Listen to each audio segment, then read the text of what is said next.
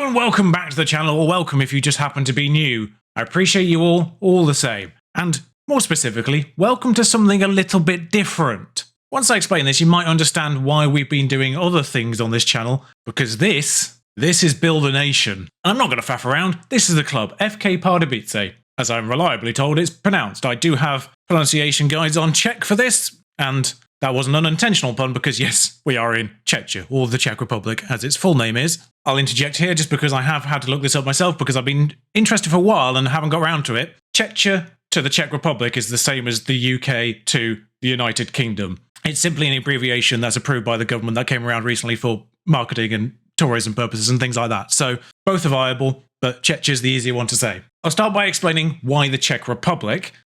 Simply because they were my favourite entry to Eurovision last year. That's basically it. I'm guided by simple principles, and that's the one I'm going with. In Football Manager, they're not rated that far lowly for a Build a Nation, so I know it's a thing, but at the same time, I don't have quite as much time as some other people who can do these longer term saves have, so having a slightly shorter journey to the top is probably beneficial here. As for why Pardubice, that's a slightly longer explanation, but I'll go through it. As mentioned, the Czech Republic were my favourite Eurovision entry in Eurovision 2022, just in case people are watching this beyond 2023, and they were a band that very much appropriately formed in Leeds. So they formed in Leeds and then went on to represent the Czech Republic. You're seeing the parallels here, right? But their lead singer also happens to be the daughter of a famous NHL hockey player, referred to as the Dominator, which is quite nice because we're trying to dominate here as well. And that gentleman, Dominik Hasek, his first team, and where he was born, was Pardubice. Also for the sake of Football Manager, they also happen to be the lowest rated team in the top division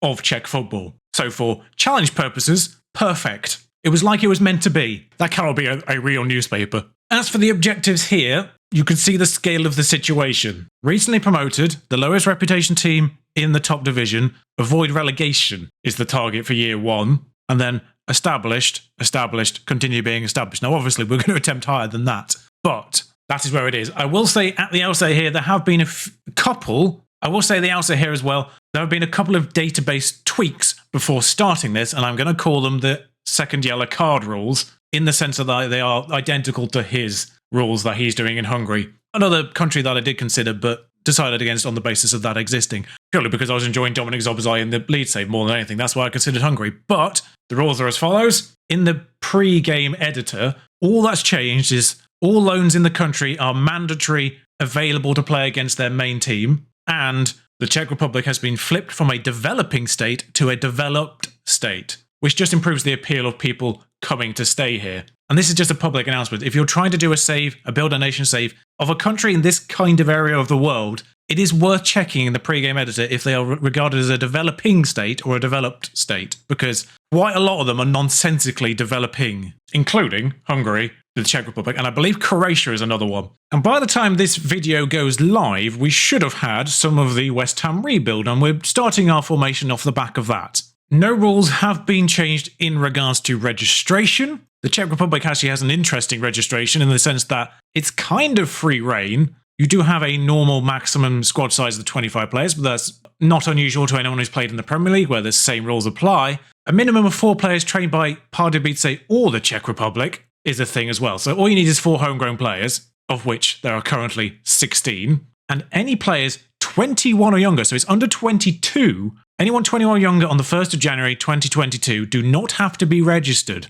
And you can see there's a whole bunch of those in the squad already. In fact, there are 8 under 22 players already, which would take us over the 25 if they were all to be registered. So that's it. That's it for registration rules. And fascinatingly as well, that under 22 thing does not seem to apply to EU, which is important because there can be no more than 5 non-EU players in the playing 11. So that's the only real consideration you have to have for your squads, other than the 25 limit to begin with, and the 4 homegrown players, which is easily achievable, because you only need to have 4 just exist in your squad. That's it. There could even be 4 from your youth teams that you've registered for the sake of it. But 5 non-EU players in the playing 11. Just the 11 players that start the game. You can have foreign players on the bench. You can have non-EU players on the bench. It's just the starting 11 can only have 5. Which does mean there's a certain amount of tactical to it. But it does mean you can still hoover up those under 22 non-EU players, develop them a bit, as long as they're not more than 5 starting. If they're squad players, that's fine. the bench is not included. And it is 5 substitutions from 11, so it's very generous in terms of the bench to begin with. Still 3 stoppages, so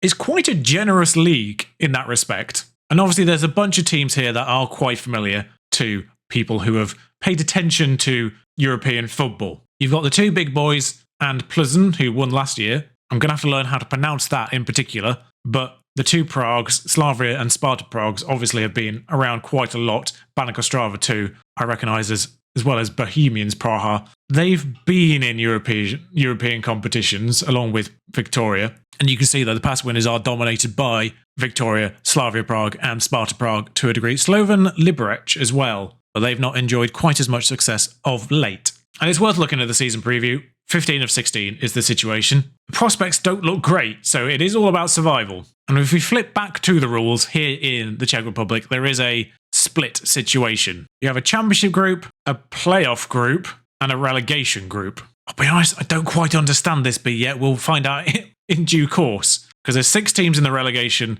there's 6 teams in the championship, but there's 16 teams to begin with. So there are 4 teams not doing anything, so I suspect that must be that playoff bit in the middle, just to give them something to do. Now, I do have 3 considerations for the starting formation. They're all very close to each other, and the squad as a whole kind of leads me to make a tweak, but we can obviously recruit players. There's 7 spaces as standard, and then there's all the under-22 space in the world for us to fill in gaps here, if necessary. The transfer budget is actually, for a club like this, in a situation like this, reasonably lenient.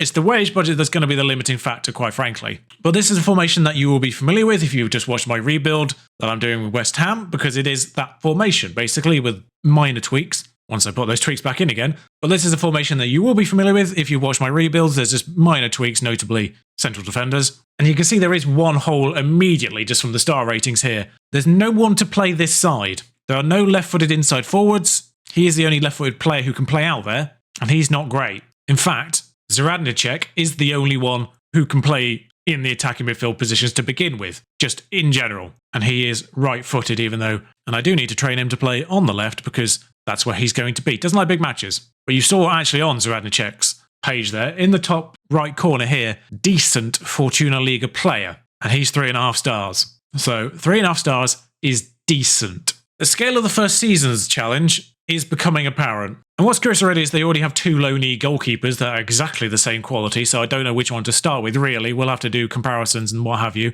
over time there, but 2 low-knee goalkeepers, exactly the same as each other. 3 central defenders on loan, and they are the only 3 good central defenders. In fact, they are the only central defenders. So there are positions to fill here, and obviously positions to improve. I can't imagine we're going to improve that much, because, as I say, lowest reputation team in the league. And when I say recently promoted, by the way, 'twas a couple of years ago, and they've actually had a couple of decent results, 7th and 11th, in the years that followed. So I don't know why they're actually this quote-unquote bad, but it's an interesting challenge nonetheless. And also, interestingly, they are one of the few teams in this division that actually have 3 kits coded into the game. The majority of others, including the big boys, Slavia Prague, only have 2. If I just flick through them here, Sparta Prague only 2, Teplice only 2, Victoria Plzeň have 3. But the majority of them only have two shirts, which, you know, one less thing for me to have to edit. But as another PSA, double check the team that you're going to be playing as if you're going to do one of these saves. Double check them in the editor, see if they've got 3 kits plugged in as standard, and if they don't, make sure you change that before you start. Just because you don't want to be in a situation later on where you're trying to design kits or replace kits and you've only got 2. It's nice to have that flexibility of 3, particularly when you've got European competitions and things like that, and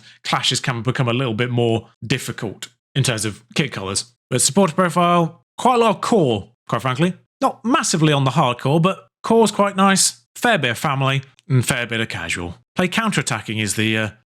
We'll change your mind on that. Of course, the big transfers here do tend to be out. Just notice there's a big old gap from November to February. They don't even play in January. Interesting. I wonder if there's something to do with the Cup in that period. Because the fixtures go all the way through to the end of April. Obviously, the World Cup's affected this particular season, but we'll find out when we get to it, I guess. But that's it. For how these videos are going to work here, the intention is basically season reviews. But depending on how quickly we can get through a season, it may end up being half-season reviews, particularly in this first season, where there's a big old gap in the middle. And I think in the early stages of trying to get through the league and just trying to win the league itself, half-season reviews might not be the worst idea, just so you get a little bit more of that journey with us before we're becoming sort of the expected winner of the league and trying to drag the rest of the teams up with us. Now, of course, there are a bunch of big teams that are in Europe fairly regularly anyway here, and that is something we do need to discuss because they are ranked 15th, and they have had a couple of good years in a row, in fact. Best year being last year,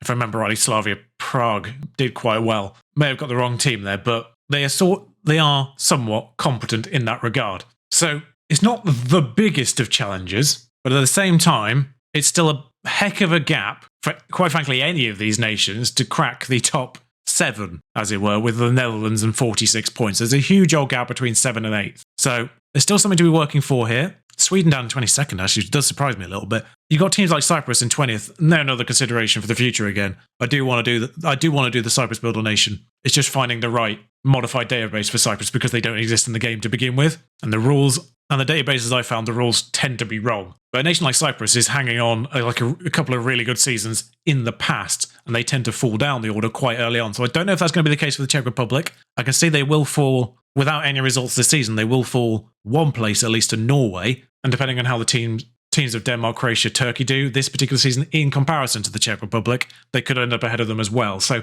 they might be a nation that do fall down the rankings depending on what happens this year with the teams that are in Europe this year. But that's effectively the introductions all over. Like I say, we'll probably bring you back for a recap video at the end of that first block. We might go through the World Cup just to let you know who wins the World Cup as well. Just because there's no matches in January either. So there's a huge old gap there to do a recap video in. And like I say, I want you to be a little bit more part of these earlier stages, just so we're not flipping through players on a yearly basis and you don't get to know any of them at all. Because it's these players in these first years, the ones that are kind of the real difference makers, and the ones that have the biggest potential to become cult legends because they're hopefully going to catapult us up this particular division and then into Europe. So that's the plan. I'll see you very soon again. These are likely going to be one video a week with the recap, if I can get through enough to get the recap in time. That's the intention. That's also why we're going to be having a couple of other videos per week of something else, like the rebuilds or experiments or whatever. So if you like the idea of this